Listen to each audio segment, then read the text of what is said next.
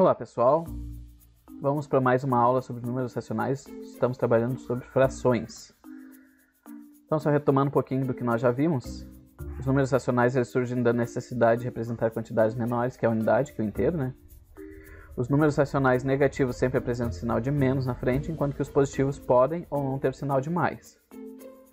Os números racionais eles podem ser representados de duas formas, na forma fracionária ou na forma decimal. Na forma decimal, o número é escrito com uma vírgula, que serve para separar a parte inteira, que fica à esquerda da vírgula, da parte decimal, que fica à direita da vírgula. Na forma fracionária, o número é representado separado por um traço, onde o número que fica abaixo do traço é o número de partes que o inteiro foi dividido, que a gente chama de denominador, e o número que fica acima do traço representa o número de partes que serão consideradas do número, que a gente chama de numerador. Bom, nessa aula nós vamos ampliar o uso de frações para resolver problemas e explorar problemas que envolvam frações e números decimais. Então, retomando um pouquinho do que é uma fração, né? Uma fração é uma forma de representar um número ou uma razão entre dois números, tá? O denominador, que é o número que fica embaixo, indica quantas partes o inteiro deve ser dividido e é lido como um número ordinal até o 10 e para as potências de 10. Isso é, 10, 100, 1000 e tudo mais. Ou então, ele é lido na forma cardinal, acompanhado da expressão avos, que significa partes iguais, para os outros números. Tá? E o numerador representa o número de frações unitárias iguais que foram consideradas, e é lido na forma cardinal. Então, por exemplo, o número 3/7, nós lemos aqui, percebam, o número que está em cima a gente lê normalmente, 3, e o número de baixo a gente lê na forma ordinal, porque ele é menor do que 10, né? Então, sétimos. Tá? E o que significa? E o que significa 3/7? Significa dividir cada inteiro em 7 partes e considerar ou utilizar 3 dessas partes, tá? Então, por exemplo, 3/7 de uma pizza, eu posso imaginar que eu vou pegar essa pizza, dividir em 7 partes e comer 3 fatias dela, tá? Outra fração aqui para nós vermos, 19/15. Então, eu leio o número de cima normal e o de baixo, nesse caso, como ele é maior que 10 e não é um múltiplo de 10, não é uma potência de 10, né? Então, eu leio ele como 15/, tá? Essa expressão avos significa partes iguais. Então, significa dividir cada inteiro em 15 partes e considerar ou utilizar 19 dessas partes. Tá, mas se eu dividir em 15, como é que isso vai acontecer? Então, neste caso, nós temos que entender que, como o inteiro tem 15 partes, essa fração representa mais do que um inteiro. Então, por exemplo, se eu estou falando de novo em uma pizza ou uma barra de chocolate, eu vou dividir cada um deles em 15 partes e eu vou comer, digamos, mais do que essas 15 partes. Então, eu vou comer uma inteira e mais 4/15 de outra, tá? Então vamos relembrar um pouquinho, vamos trabalhar um pouquinho sobre a questão das frações para resolver problemas. Na última aula nós já vimos que nós podemos utilizar as frações para resolver problemas. Nós vamos agora ampliar esse conceito para resolver outros problemas que envolvam frações, além de relacionar os problemas envolvendo frações juntamente com os números decimais. Tá? Então, nós já tínhamos visto algumas situações de uso das frações, agora nós vamos ver, por exemplo, acréscimo e decréscimo de uma fração. Tá? Como é que funciona esse tipo de problema? Nesse tipo de problema nós vamos ter um acréscimo, isso é um aumento, ou um decréscimo, uma diminuição sobre o valor dado. Tá? E esse acréscimo e esse decréscimo ele vai ser dado numa fração. E para resolver esse tipo de problema, nós vamos calcular a fração de uma quantidade e após aplicar esse acréscimo e decréscimo ao valor inicial. Tá? No caso, o acréscimo a gente vai somar, decréscimo a gente vai diminuir. Então vamos ver um exemplo. No primeiro trimestre do ano, o faturamento de uma empresa foi de R$ 10.800. No segundo trimestre, houve um acréscimo de 3/8 neste valor. Qual foi o faturamento do segundo trimestre? Então, primeiro nós vamos ter que ver quanto equivale a 1/8 desse valor, né? Que é o que nós vimos lá na outra aula. Eu tenho que calcular quanto é 3/8 desse valor. Então, primeiro, eu descubro quanto é 1/8. Então, para isso, eu divido 10.800 por 8. Então, 10.800 dividido por 8 dá 1.350. Como o acréscimo foi de 3/8, devemos calcular 3 partes desses oitavos, né? Então, 3 vezes 1.350. Então, 3 vezes 1.350 dá 4.050. Por fim, como foi um acréscimo, nós vamos adicionar esse valor ao valor original. Então, eu vou pegar o valor inicial, que era de 10.800, e vou somar esse valor aqui que eu descobri que é de 4.050. Então, 10.800 mais 4.050 dá 14.850. Então, esse seria o faturamento do segundo trimestre dessa empresa. Vamos ver mais uma situação. Fração como quantidade após um acréscimo ou decréscimo, né? Então, nós vimos ali que nós podemos fazer um acréscimo ou decréscimo e nós podemos utilizar o processo inverso também.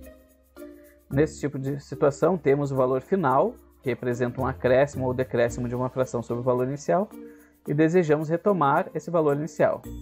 Para isso, devemos traduzir a fração como uma adição ou subtração de frações e depois aplicar o método de fração como quantidades. Certo? Então vamos lá para o nosso exemplo. Ao comprar um smartphone à vista, o valor do produto sofreu um decréscimo de 3/20 do valor inicial, pagando R$ 935. Qual era o valor original do smartphone? Então, o smartphone, quando comprado à vista, ele teve uma redução no valor de 3/20. Tá? O valor que eu paguei foi de R$ 935. Eu quero saber qual o valor que eu teria pago se não tivesse pago à vista. Então vamos ver. Então, como o smartphone sofreu uma redução de 3/20 do valor inicial, temos que considerar que o valor inicial corresponde a 20/20, né? Sempre que nós temos um inteiro, o numerador e o denominador eles têm que ser iguais, tá? Isso corresponde ao inteiro.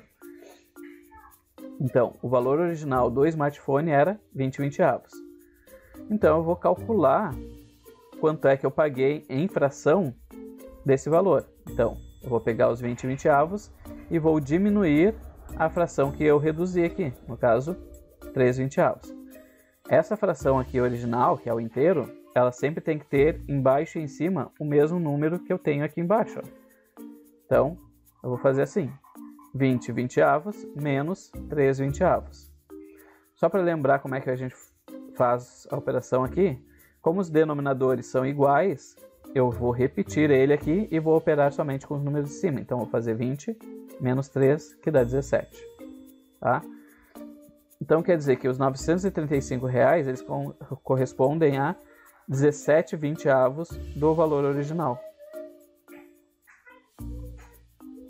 Agora, com isso, nós podemos determinar o valor original dividindo o valor pelo numerador, que no caso é 17, e multiplicando ele pelo denominador. Tá? Então, nós vamos pegar os R$ 935, dividir por 17 e multiplicar o resultado por 20. Então, 935 dividido por 17 dá 55. 55 vezes 20 dá 1.100. Então, o preço original desse smartphone era de R$ 1.100. Vamos para mais uma situação. Agora, nós queremos fazer fração de números decimais. Tá? Perceba que até agora nós só temos utilizado valores inteiros como fator multiplicativo ali. Mas, no dia a dia é muito mais comum nós encontrarmos números decimais nessas situações, principalmente quando trabalhamos com dinheiro, né? Então, o que nós devemos fazer? Nós simplesmente vamos adaptar todas essas situações que nós já vimos até agora para os números decimais, utilizando as operações de multiplicação e divisão com os números decimais, né? Nós já vimos lá as regras, então nós só temos que repetir aquelas regras, certo? Então, um exemplo aqui para nós. Após uma operação monetária, eu obtive um lucro de 2/5 sobre o valor inicial, que era de R$ 1.290,75. Quanto obtive de lucro nessa operação? Então, eu vou utilizar a ideia aqui de fração de quantidade, né? Como eu tenho que determinar o lucro que corresponde a 2/5 do valor inicial, vamos dividir o valor inicial pelo denominador, pelo número de baixo, e multiplicar o resultado pelo numerador, que é o número de cima. Então, 1.290,75 eu vou fazer primeiro dividido por 5. Vai dar 258,15. Depois desse valor, eu vou multiplicar por 2. Então, 2 vezes 258,15 dá 516,30. Então, o meu lucro obtido nessa operação foi de R$ 516,30. Ok? A única diferença aqui é que agora a gente trabalha com os números decimais junto. Então vamos ver nosso resumo do que nós aprendemos até então. Para resolver problemas que envolvam frações de quantidades, nós temos que, primeiro, se eu sei o total e quero saber a fração, eu tenho que dividir o valor pelo denominador e multiplicar o resultado pelo numerador. Então, divido pelo de baixo, multiplico pelo de cima. Tá? Se eu sei o total e quero saber uma fração. Agora, se eu sei a fração e quero saber o total, eu tenho que dividir pelo numerador e multiplicar pelo denominador. Tá? Então, fração e quero saber o total, eu divido pelo de cima, multiplico pelo de baixo. Agora, se a fração corresponde a um acréscimo ou decréscimo sobre o valor original, nós devemos adicionar ou subtrair o valor correspondente ao valor original. Tá? Então, eu utilizo o mesmo processo que eu fiz aqui nesse daqui, só que daí no final eu vou somar ou subtrair o resultado. Agora, quando o valor dado corresponde ao valor original já acrescido ou diminuído da fração correspondente, nós devemos fazer uma adição ou subtração de frações antes de começar a fazer o processo de fração para o total. Tá? E se nós vamos utilizar números decimais, nós devemos apenas nos lembrar das regras das operações com números decimais que nós já vimos. Ok? Era isso. Até a nossa próxima.